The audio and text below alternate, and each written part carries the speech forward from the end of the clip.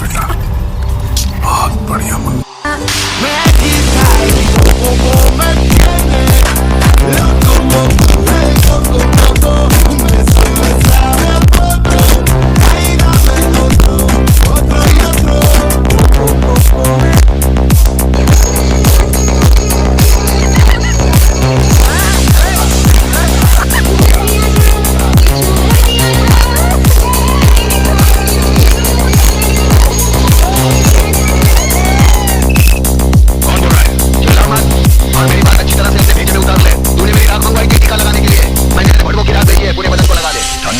अपना भेजा ठंडा कर।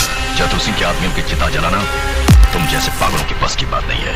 यकीन नहीं आता तो उस राख को मसल कर देख, तेरे पालतू कुत्ते की निशानियां उसमें मौजूद है।